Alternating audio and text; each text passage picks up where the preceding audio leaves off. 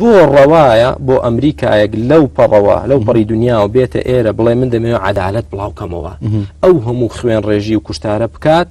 بە بیانووی ئەوەی عەدالەت بڵاو دەکاتەوە کە ئێمە ئیسراحەتمان کرد سەدام نەما سوپاسی خوا دەکەین کاری خراپ نییە تۆ ببوورە سەدام تاواکەم بەقسەکەم تاوکەم بەڵام بۆ ئیسلامێک کە دینی خوایە حەڵاڵ نییە بۆ ئەوەی ئیسلام و حەق بڵاوکاتەوە حەق دەنجی حەق گەینە بەگوێی خەڵک بۆی خەڵک ڕزگاری بێ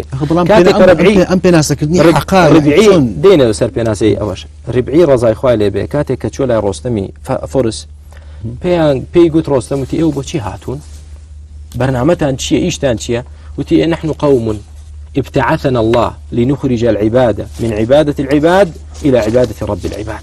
ئێمە قومێکین خوای گەورە بۆی ئێمە ناردووە بۆی خەڵکی لە کۆیلایەتی بۆ عەبد ڕزگارکەین بۆ بەندایەتی بۆ خوا ومن جور الأديان إلى عدل الإسلام بۆی خەڵکی لە زوڵم و ستەمی دینەکانی تر ڕزگارکەین بۆ عەدالەتی ئیسلام بەڵام کەواتە ئیسلام کۆیلایەتی بەندایەتی لەناو ئیسلامدا يعني ئیسلام حرام نەکرا ئەمە ناگەینە هیچ نەتیجەیەک کە بێت و پەلباوێژن بۆ لەوە لە باجارێ تەوەرەکان ڕێک بڕۆین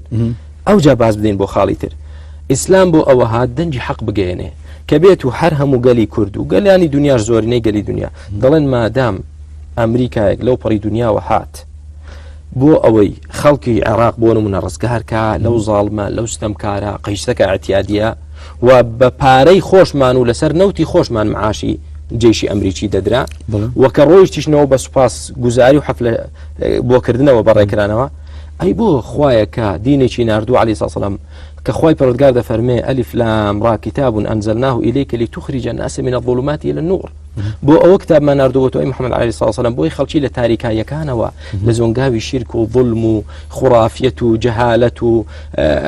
کۆیلایەتی و ڕزگارکەی بۆچی بۆ عەدالەتی ئیسلام بۆ نووری ئیسلام بۆ خواپەرستی بۆ ئەخلاق بۆ ڕەوشت بۆ پاچێتی بۆ عەدالەت کەواتە بۆ ئەوەیان کێشەیە و ئێمە بە مشکلەی دابن. باشە.